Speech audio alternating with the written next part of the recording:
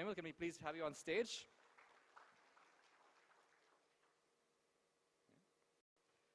A little bit more about Premal before, while Premal is being mic'd up. He has worked with CBRE since the past 4 years, so he's well experienced in the role, and he heads the company's hospitality management team for consulting and valuation in India. His specialty, his specialized field of competence includes all kind of hospitality development. So he's well qualified to be the moderator of this discussion. He's got over 16 years experience in this particular industry, and he is responsible for the hospitality business of CBRE in India. And that includes strategic planning and consulting. So can we please welcome Premal once again. Next up, we've got Mr. Sanjay Sethi, who is the Managing Director and CEO of Chalet Hotels. Sanjay. A little bit more about Sanjay. He is a hotel management graduate. Hotel management graduate from IHM in Pusa, and has spent a whopping 26 years in this hospitality industry. He's had the opportunity of working in geographies across India, everywhere from the north to the south.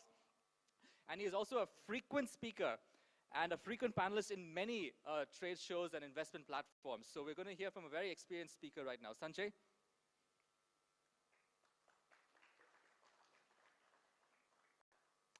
Next up, we've got Mr. Prashant Rao Arur, who is the MD and CEO of Intelistay Hotels Private Limited. A little bit about Prashant. He seeded the Mango Hotels idea and founded the owning company, which is Intelistay, of which he is the CEO of that company. And this happened way back in 2007. He, along with the 4 co-founders, successfully validated the Mango Hotels business model, and they also managed to reach the finals of the Economic Times Power of Ideas, which is a premier startup event. So he's got a fantastic idea and fantastic knowledge when it comes to building hotel from the ground up. We also have Mr. Sudeep Malik, who is a partner at Khaitan & Co. He's got a very interesting profile when I was reading it. Sudeep specializes in a whole bunch of things, but just a few. General commercial contracts, including construction contracts and dispute resolution relating to real estate. Apart from that, he has also advised many owners, developers, corporate houses, individuals, and foreign investors, which pretty much covers everybody in the ballroom right now. And what he's advised all these people on? Projects ranging from ordinary real estate projects to large commercial or retail complexes and integrated township projects. So that's Mr. Sudeep Malik. We've also got Mr. Pranav Bhatka, who is the strategic advisor and partner of Nillions Investments and Ramran Holdings LLC. Now, Pranav Bhatna's track record is interesting because he has negotiated billions and billions of dollars worth of hotel real estate transactions. And he brings to us today a 360-degree cross-functional and multidisciplinary perspective to the table. So we're looking forward to hearing that 360-degree view, Pranav. And a last-minute addition to the panel is Mr. Satpal Arora. Can we please have you on stage, sir? A big round of applause for Mr. Satpal. If you'd like to know, I've just read a brief synopsis of our panelists over here. If you'd like to know their full profile, all you have to do is flip to page number 34 on your brochure, 34 to 36, and you will see their complete profiles. Satpal is filling in for Anup Bali, who could not be with us today. So, gentlemen, it's over to you, and we look forward to hearing your comments. And thank you, Sunny. And thank you, gentlemen, for joining us for this panel discussion early in the morning with a few hiccups to begin with, but nevertheless, I'm sure it's going to get better. You know, without wasting any more time and any of your minutes, let me directly come to the discussion that we intend to have is how do we take the business of hospitality from its current state to an even better elevated state? Sanjay, first question, if I can pose to you, and you know, since you also are hosting us over here in this hotel, is if I were to consider the top, maybe say 2 to 3 things in my mind for project development, what would that be? Premal, is working? Yeah, it's working. You know, as as a hotel owning company, I think clearly the focus is first on the business case itself. And I think that's the first step to any development. And if we don't pay enough attention to that, I think that can lead to some serious pitfalls. So I would strongly recommend that to begin with, first one does a great amount of diligence on the business case for the opportunity, which includes the type of product that you want, the markets that you're in, assess the markets, and once you've done your feasibility and it makes sense, you sort of go ahead with it. I think the second area that one needs to focus on is the challenges of development, which are currently things like regulatory licenses and stuff like that, approval processes, all of that comes into play. Very largely, it is also a factor of being in the right market with the right demand and supply situation, which can either make or break a project. In fact, that's right. Even with a very strong and a watertight business plan, people still tend to falter because of so many moving parts in the business equation. And potential hoteliers sometimes face even stronger obstacles rather than support sometimes from regulatory authorities. But having said that, and especially because you have been involved with developing new hotels and marquee projects at that, what has been the biggest challenge that you have faced in the last, maybe say 1 to 2 years in development? So on the development side, I think the biggest challenge has always been the getting the approvals on time, which then sort of extends the project period, makes it more expensive and very often unviable. So that's what one needs to really pay attention to in great detail. You need to be disciplined about how you go about doing this. Set yourselves realistic targets, make your feasibility and business plans basis those reasonable assessments, and then go ahead and do that. The biggest challenge, I think, has been the time delays in projects, which then leads to cost overruns. How difficult is it to find quality hotel sites in India? I mean, considering I have a business plan, I know I want to develop a good quality business hotel, for example, and I want to cater to the mass market where I can get a lot of business from, say, mid-scale positioning or maybe, say, one notch up or down. How difficult is it to find a hotel site? It is difficult. Historically, what we've seen is that the successful hotels have always been the ones that have been built on land parcels that were, available with the owners, at a cheap cost, or they were historically with the owners already. Sure. If you today go and buy at market prices real estate, and especially in tier 1 cities, it can often make the whole project unviable. We've seen that happen in a few cases in the recent years, where the project cost just got inflated on account of real estate prices, and it has spelled doom for some of those projects. Challenges are in availability. In a hotel, if you're even 100 meters off from where you should be, it can, undo your business. And you've got to be extremely careful of that part of it. Interesting, which means that your planning has to be just bang on to avoid, and I wouldn't say completely remove, but at least to avoid and mitigate your risk to a certain extent. Great, interesting. Prashant, considering that, how Sanjay emphasized on the importance of a business plan and how difficult is it actually to get projects off the ground sometimes, how important is the whole feasibility analysis and how, important is the feasibility study towards such developments? And what do you consider in terms of checking for a feasibility for a hotel? What would you consider? If you broke it down, can you hear me? Yeah. So if you broke it down, basically there's 3 major parts, right? Feasibility. Sanjay has loosely danced around these topics, but if you look at it as a micro market perspective, so if you go into a specific market, you need to know what's the supply-demand equation. Also, because of that, you need to know what type of demand is it, which segment, what kind of product. And so that one most hoteliers can do themselves. any self-respecting hotelier will pull out his revenue reports from, channel managers. Plus or minus 10%, you'll be able to tell exactly what a market will do. The second part is the more country level, regional level, or international level macroeconomic situation. So you want to know, boards love to know what's happening in the next 10, 15 years, right?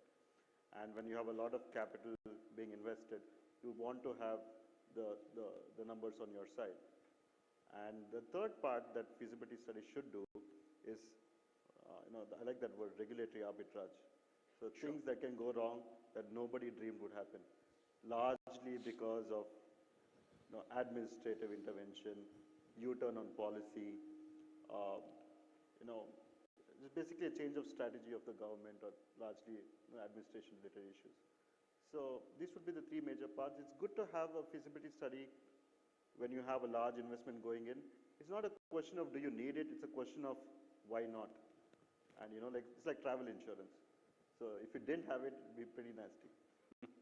Interesting, like traffic insurance. With all the parts that go into such developments, if I were broadly categorizing it into external factors which are probably beyond your measure or of control, and internal factors like the business plan or the feasibility study. Talking about internal factors, there are still so many hotels that just don't meet up to their projected demand, supply, evaluation, projection. Basically, what they find feasible today, after 5 years, it just seems to be unfeasible. And I'm not saying because of the external factors, this is purely because of internal factors. Why is that so? So there's both. I will make the case, and maybe someone like Sanjay can say if I'm on the ball or not on this. But two things. One, I think the feasibility analysis will tell you as it is. They will tell you what ARR, they will tell you what kind of product, they will tell you logically and scientifically what you should do for that market. But quite often the final decision gets taken on an emotional level. It's partly the fault of owners who don't respect their own commission feasibility, but also largely I blame brands, because there are brands which will come and tell you that I want 150 keys minimum. You can't go to a tier 4 market and put 150 keys. It will take hell of a long time to get absorbed. But the brand will have a specification that we can't do less than 150 keys. Now to suit that requirement, to go against your own feasibility is a very brave decision. Similarly, brands have a per key specification. Quite often are an international standard. I don't see too much of customization happening for the type of market, not only sub-markets, I'm talking, they don't even customize for countries. So they might have an Asia specification, but I doubt if there's an India specification. So these are two internal reasons why, despite your feasibility, you would then go and do something that is not advised. And the second thing is, I know at least 7 or 8 close friends who run hospitality companies in India who have been, sucker punched by the regulatory arbitrage, what we like to call regulatory arbitrage. I'll give you 4 examples. We have these new airports that have developed in our premier cities. Around each airport, there's a hospitality city that's coming up. Here are people, going on a limb, investing ridiculous amounts of money, taking the longest possible view on some of these locations, and borrowing heavily to build these massive assets. And then everybody knew these hotels were coming up. They knew where these hotels were located. They've passed the building plans of these hotels. Suddenly you have this situation where windows are facing the runway and the whole hotel is sitting waiting for OC. I know at least 2 companies that have quit India because of this. I know 2 other companies that have sold their assets. I know 2 other companies that will never make money because of how far back they've gone on their loans. I'll give you another example, Kerala. We knew when we were growing up Kerala as the capital of labor unions. Over 10 years, the Kerala government did a fabulous job and promoted God's own country. They were spending so much money on marketing their destination that hotels stood in line to get in and take positions. And then suddenly one night, highest liquor consuming market takes a U-turn and says no more bar licenses. What about the capital that has gone in? Then you say these hotels become NPAs. So who's responsible? If you think some of the people that are being hunted in the media are criminals, this is a criminality of a massive proportion. So these are the issues that are causing when you invest capital, I feel very scared for people who invest capital, fresh capital into green fields, because our country has a tendency to not take care of the details. I'm not blaming people, I'm blaming the system. Interesting. So, obviously it's a scary game out there to invest capital, but I wouldn't really say it's that dangerous. But having said that, regulatory arbitrage is something that, for want of a better word, is sort of, dicey to play around with. Obviously, that goes to say that a lot of due diligence has to go to make sure at least the other avenues of risks are sort of mitigated. Sudeep, if I were to ask you, what are the different types of diligences or due diligences that one would need to compulsorily do before even thinking about conceptualizing a project? Well, I would say that there would be principally three types of due diligence that would be required: financial due diligence, architectural due diligence, and legal due diligence. Now, on legal due diligence, let me break it up into four parts. If I am doing a due diligence for an intending owner, my object would be first to see the title of the land, then to see whether the permissions or the development of that land, the permissions are in place, the construction permissions. Thirdly, I will see the environmental permissions. If I'm intending purchaser of an existing hotel, that is what I am talking about, then we would see what are the labor issues that are involved. If there is a management contract, what are the terms of the management contract?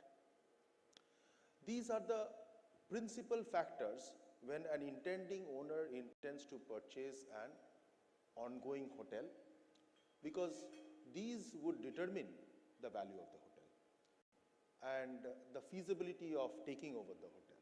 Now, if I am doing it from a lender's perspective, if I'm doing a due diligence from a lender's perspective, my object will change. Yes, title will become important. Then how I can exercise my right of foreclosing the securities that would be given. Maybe the hotel property itself, maybe other collaterals would be given. So how I would be able to enforce the securities is also, we have seen in the recent past, very recent past, that when lenders have tried to execute the securities, the owners have challenged it, and it has come to really a standstill. In fact, there was a SARFAESI proceeding, but there are issues like that. Now, if I'm doing a due diligence for an operator, whether I should be investing or I should be talking with the owners of this hotel, then the parameters will change. I will see whether the owners really have title, whether the owners have ability to procure working capital, because that will be a key for my running and operating the hotel, if I'm for the operator. If I'm working for owner looking an operator, then again the due diligence will be different. What are the terms that the operator is offering? What would be the tenure that the operator would be seeking? What happens in case of termination? So every due diligence, in case where the focus will shift from, if I'm doing from the owner's perspective, if I'm doing from the lender's perspective, if I'm doing from an operator's perspective. So interesting. So, there are different types of due diligences for every player in the market or the industry for development of the hotel. Now, obviously, the owners set, especially the guys who are putting in the money, and, Prashant's heart went out to them. If I were to take their side, for example, for this moment and say that I need to choose an operator, I need to find out which operator is the best fit for me. Rather, in simple lay terms, if I were to marry an operator for 10 years, 20 years, 30 years, who is going to be? For me, all these operators look very similar, and this is something that if I were to think, would you be able to help me out in telling me who is the best operator that I should be working with? Is there any clear-cut answer? You see, there is no clear-cut answer for this. So the first step that you should do is to have a bidding process. If you have a bidding process, you get to know what the terms are offered to you. You can compare terms in a bidding process. That is the first step. The second step that you need to find out is the historical impact, or whether the operator is located in that area, has he performed well, whether he is suitable for your project, whether he is suitable for the market. Now, you do not get a luxury brand for operating a hotel besides a railway station. So, you know, you will have to know who your operator is and whether he is capable of delivering. And for that matter, you may need to check a lot of terms that he is also offering to you. First is checking the viability of having a particular operator. Then, what are the terms that the operators are offering to you? What is the cost that he will be incurring from maintaining the brand standard of that operator? I believe both Sanjay and Prashant has discussed it. But that is maintaining the brand standard, the cost of development, the cost of refurbishing. It's also very important for you to determine and choose your operator. There are other factors also, the general terms of the contract. What would be your terms of continuing? How long will you stay married with that operator? We have seen in the West, the tenure is much smaller than what is available or provided to the Indian owners by the operators. So as they say, marriages are expensive, divorces are even more expensive. When breakups happen between the owner and operator, a lot of people, are involved in various ways, lawyers, etc. But, in the last 1 or 2 or maybe actually 3 years, asset reconstruction companies have really become strongly involved, either from the lending side or in terms of the buying side. And a lot of banks and companies, especially now with a lot of loan payment defaults happening, a lot of repossessions happening in terms of hotels by banks and institutions. How do you see the role of asset reconstruction companies coming about? I mean, are they our friends, so to speak, or are they out to just get their cut and move away, or how does it play out? You see, when the asset reconstruction companies came into force, it was principally to shift the loans or the bad debts from the banks to the asset reconstruction companies. So, originally, it was to clearing the balance sheet of the banks, principally. And but what I see now is they are playing a big role in clearing the debts. Our firm has participated in a large transaction where the asset construction company reconstruction company took a lot of initiative to procure the purchaser. This property was on the block, as all of us know, for a long time. And this asset reconstruction company took the initiative, got the purchaser, and they cooperated with the owner. They got also the owner on board in terms of, so that there is no hurdles are being created. As we know, sometimes lenders also become extremely headstrong. Sorry, Mr. Arora. You see, we have also seen that, when the lenders have gone on their own, they have gone and they have invoked SARFACI. They have said, okay, I am going and I am going to sell this hotel. They have done bidding process. Hotels have been sold on bidding process. What has happened thereafter? The owners moved court. The court stayed the transaction on variety of reasons. A, for agricultural land, you cannot invoke SARFACI. B, you have taken the help of a police. You as a lender could have, but you could not have while you are trying to get a purchaser to take over the project. So the court took various steps and said that this action, they also said that the lender was in collusion with the intending purchaser, because the purchaser has offered a little over, just slightly something very little over the reserve price. And the court set aside the sale. So what we have seen in the recent past is where there was an asset reconstruction company. They have actually bridged the gap. They brought the owners and the purchasers together. There was no fight. Of course, there was difficulty. No owner wants to let go his hotel. There would be challenges. But at least there was a sort of a mediation that was happening and sort of cajoling the owner into performing and said, okay, let it go. You will have to service your debt.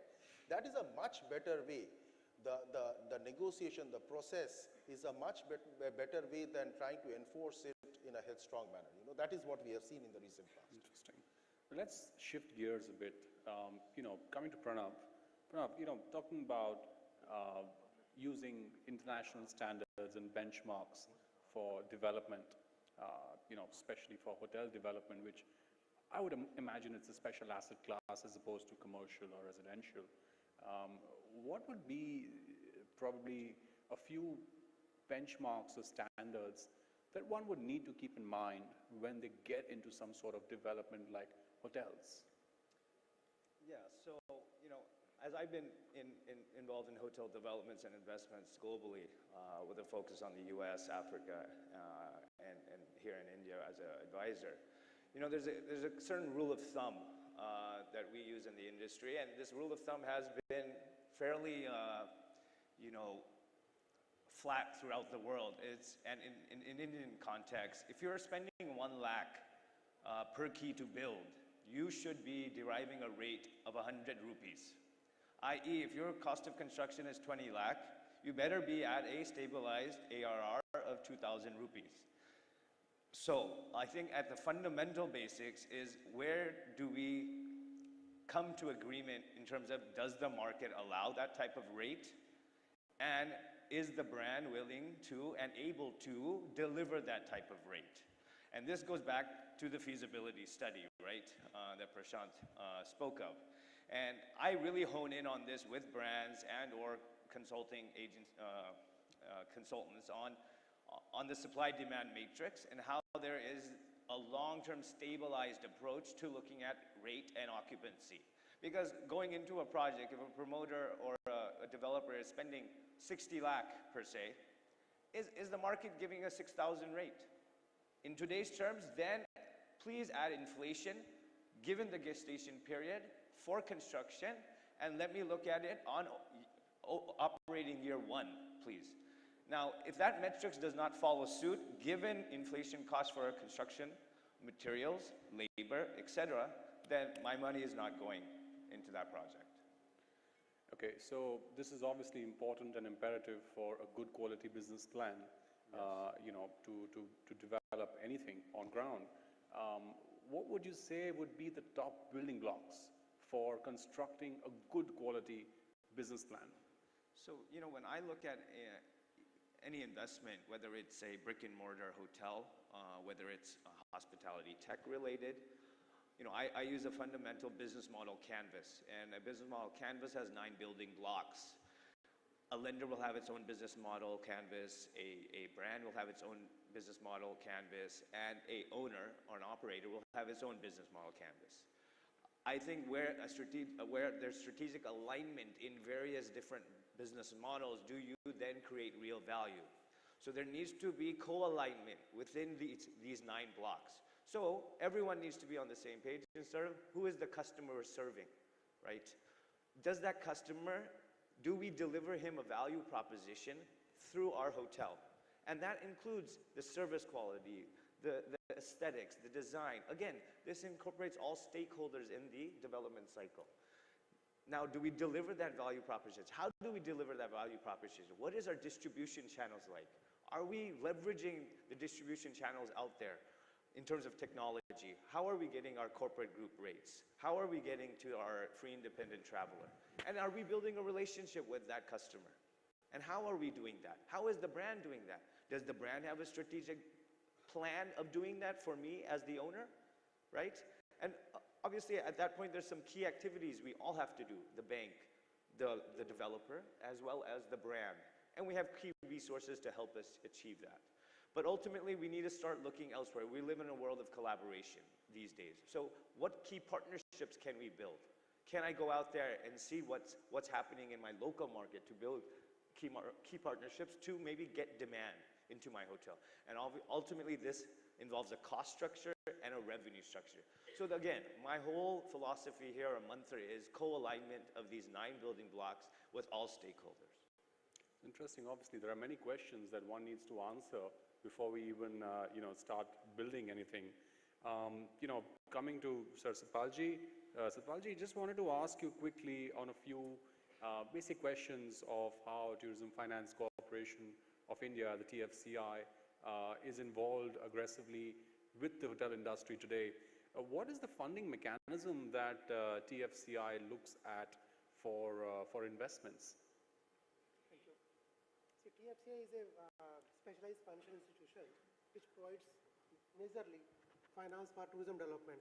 So any facility related to tourism, maybe it's infrastructure, it's a hotel industry, or a catering, or a fun park, etc., whatever is with the entertainment or tourism, that activity will be financed by TFCI. We provide loan up to 15 years long and at a very competitive rate. We know that hotel industry is quite capital intensive and long gestation period is there. Huge cost is involved, and it requires a very long time to serve the principal. See, hotel industry doesn't come into profit immediately. It takes time to build up the business. True. So initially 2-3 years, it is not able to pay the principal amount. So we provide some moratorium for that. Initially, we just recover some interest, and maybe it can be ballooning also. And after 2-3 years, when the hotel has come up to a sufficient capacity utilization, we start repayment program. It's a loan, we provide loan only. And in some cases, we have provided equity also, we have supported equity also. But basically, we provide the loan. So it's a longer period loan as vis-a-vis the bankers, because bank has a short-term loan, they can provide up to 7-8 years, 10 years. We have a longer period funds. We go in the market for a bond raising program. We raise loan up to 15 years. So we provide loan for 15 years. So that way we have some little edge over the banks that we are providing. We are able to give you 15 years tenure. So that is the basic business of TFCI. We are there for the last 30 years in the business, and most of the branded hotels have come up with the assistance of TFCI. So in the hospitality industry, Sitarji, if I were to ask you, what type of projects would you say are your favorite chosen ones? Would it be business-oriented hotels in tier 1 cities? Would it be leisure hotels in maybe a Kerala or a Goa? Or would it be much larger developments with a convention center or maybe an amusement park attached to a hotel? Are there any chosen favorites, or are there any ways that you look at picking up projects? See, we are a commercial organization. We provide loan, and we have to get back the loan with interest. So wherever there is a demand, there is a viability of the project is there. Maybe it's an adventure, or it's an amusement park, or it's a 5-star hotel, or a 2-star hotel, tier 1 city or tier 3 city, we are not concerned. If there is a demand in that area, we feel that there is a demand for the hotel industry or that particular activity or that project, we will finance that, and we are available all over India and any type of project. Sure. So the business dynamics have to make sense, the supply-demand dynamics have to make sense, the viability of a business project which includes and involves hospitality has to make sense, and that's what completes the entire story of investment for TFCI. Interesting. I'd like to add. Sure. See, I mean, in a typical project financing, any lending proposal, promoter contribution is about 25-30%. 70% comes from the lenders. And over and above that, working capital also comes from the banks. So whenever I deliver a lecture or I go for the counseling, I tell them, real owner of a project is a lender. He has given you 75% of the cost. 25% is with the promoter. And if the project is not successful, the most sufferer is the lender. Now you are seeing all in the Indian economy is a high interest cost economy. Interest cost is very high. It is more than 10%, 11%. If your project is delayed by 1 year or 2 years, entire economics goes. As my predecessor said, that unless you have a room revenue ARR of 10% of the capital cost, you cannot survive. But you can examine, you can see how many hotels are providing this 10%. A 5-star hotel typically per room cost will be more than 1 crore or maybe 1.2 crores, 1.3 crores. And the room ARR may be 6,000, 7,000, 8,000. So where is the viability? So this thing we have to see before financing, providing the money, because we are giving money, it is not easy to recover it back unless the project is viable. Unless the hotel is viable, we will not be able to recover the money. And selling the asset is not a solution. As our Mr. Malik has said, that ARC, see, I mean, whatever he has said, I mean, I don't agree with that. It's not a forum to discuss. But can there be a 5-star deluxe hotel on agricultural land? I mean, that is a judgment given by the court. I mean, we have to watch out for that. So lenders have the difficulty in recovering the money. So only way is that the project should be viable, and if it survives, it makes money, it makes profit, our money will come back, otherwise nobody will survive. Thank you. Thank you. That's a very interesting answer. In fact, Pranav, coming to you, you mentioned about this benchmark, which even Satpalji mentioned, saying that a 10% or with a 1 lakh, development cost, you need to at least have about, 1,000 rupees involved. 100 rupees. 100 rupees involved, right? So if I were to have a crore per key, I would need at least a 10,000 ARR, at least. Now, internationally, maybe yes, you're right, and this should work for sure.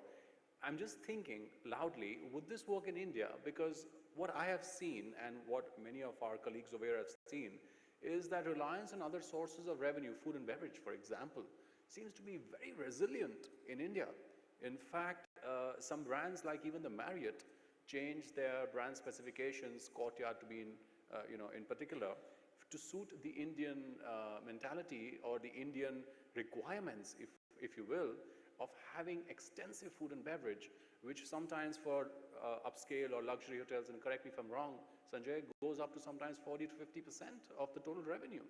Now, would that dynamic of a 10% of your development cost still play? So when we look at, a hotel specifically, I always go back to the base cost of your land, right? When we're looking at international markets, I'm comfortable with a 15 to 20% land cost to total cost. In India, I've seen anything from 35 to 45 to 55. Oh, yes. So fundamentally, from the start, my acquisition cost, my base cost is out of sync. For example, I looked at a piece of land in Delhi, which another hotel has erected a hotel on, but that on a per acre basis was the same cost of land that I was looking on the Las Vegas Strip. Now you talk about revenue streams. What is a Delhi property going to give me, and what is a casino property on the Vegas Strip going to give me in terms of revenue sources? I don't care if your F&B is 40%. There's a cost structure to that F&B, right? Sure. Right? Sure. So ultimately, it boils down to the fundamental of the land cost.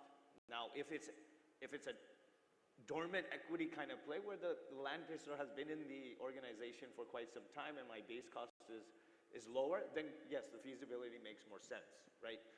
But again, I'm in the core business of building a hotel. My revenue per square foot, when I break it down, what am I building more? Am I building more F&B or am I building more rooms? So there needs to be a revenue potential, a revenue per square foot potential of that breakout too, right? Okay, maybe my F&B is grossing higher revenues per square foot. It may be having higher margins.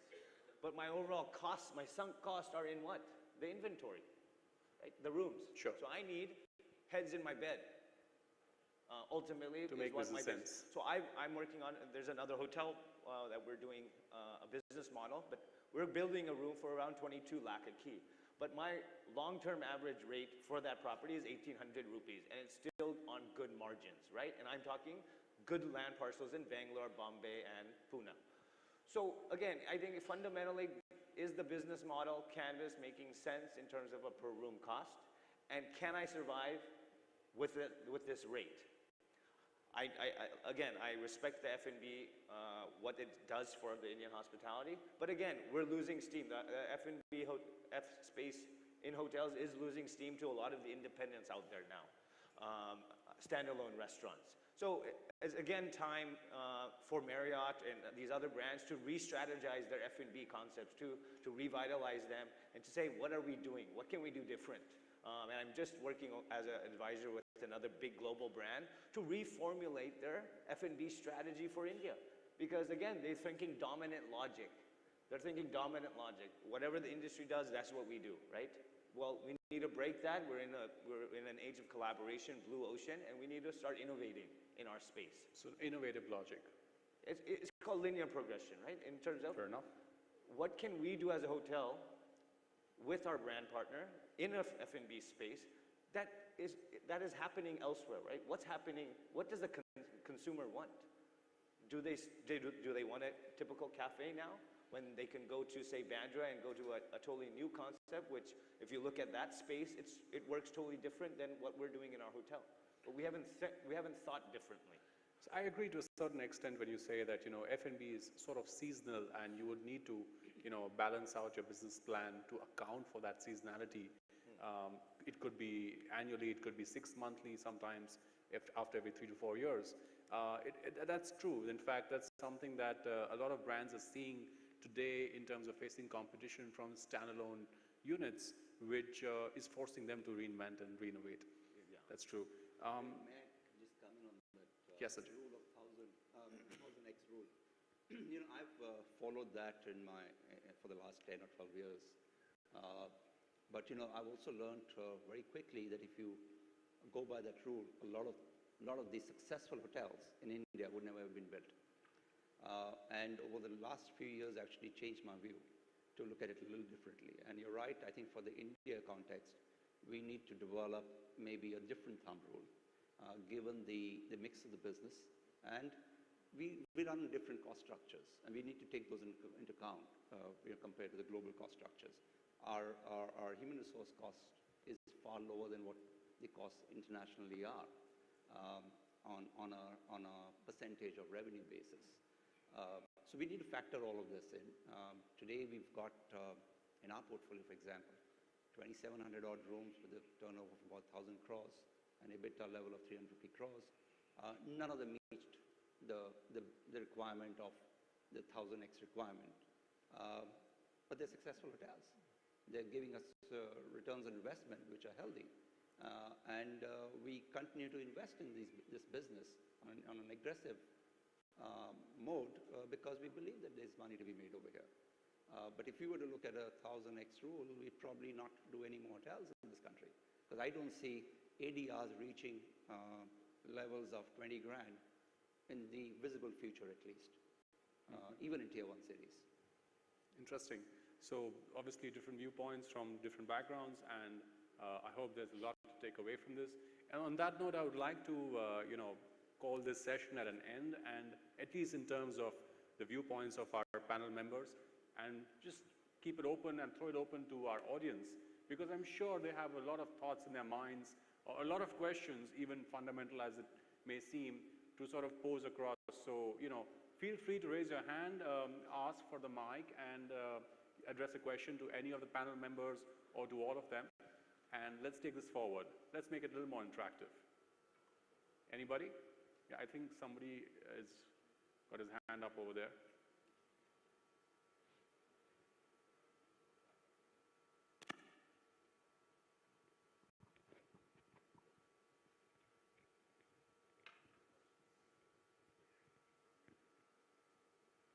Yeah, somebody, can I have a mic over here, please?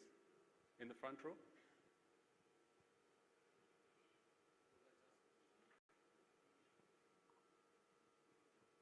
I have few questions.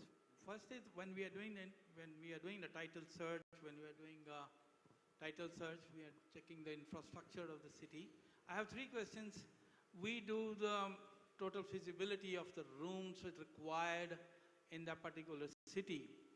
But when I see some of the cities, the hotels have been built like a mall, So where that feasibility goes when a hotelier is building a hotel, seen about 8,000 rooms in one street in Chennai. What will happen to the AIR? What will happen to the business? Why people putting in money? Second is, when we're checking out the infrastructure, are we checking, he's going to give us the water? That street has the infrastructure of a sewer system? Does the city has the capacity to give us the telephones? And so on and so forth. And how these are the feasibilities which need to be checked, but we keep on building these hotels. Third is, we are fulfilling the brand's requirement, their wish list. We do go through the manuals, the big ones.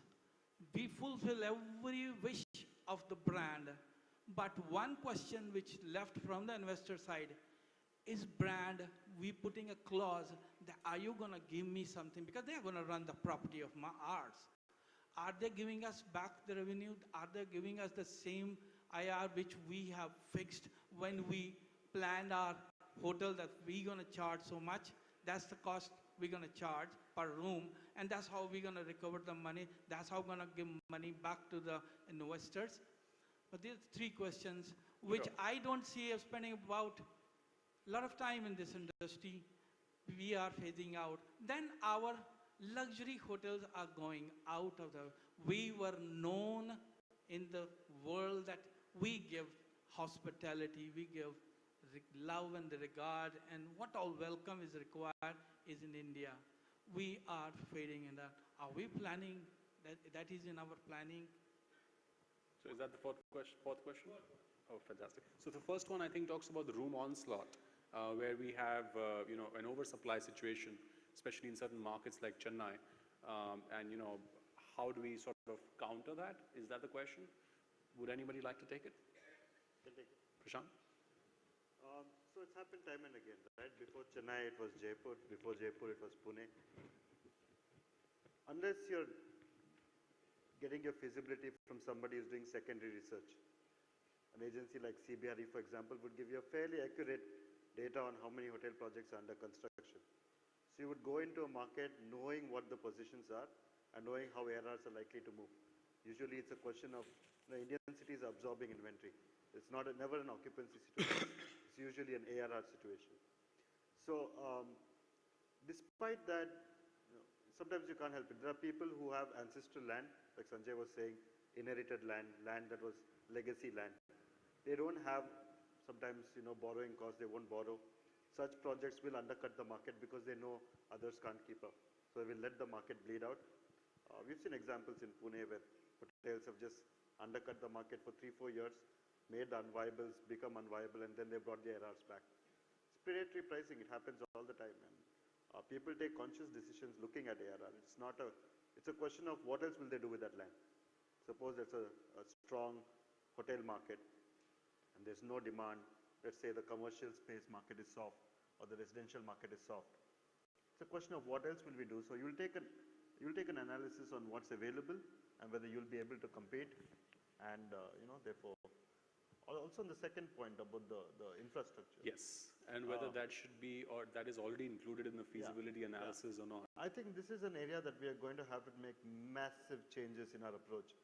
I didn't believe, honestly, personally, that in this immediate phase we would see hotels under threat for availability of water, for example. I'll have you know that we have a hotel in Navi Mumbai that runs at 98 to 102% occupancy. And suddenly we're told by the developer of the complex that water might come on a few days and may not come on a few days. I have a fully occupied hotel that needs water to survive. And I don't know where to start because the tankers are not available. Water is not available for tankers either. So I think we are going to have to do, at least we are going to have to do a lot more due diligence on things like, water and sewage and basically the grid that the city offers to that location. And water is going to be a continuing major issue for this country going forward.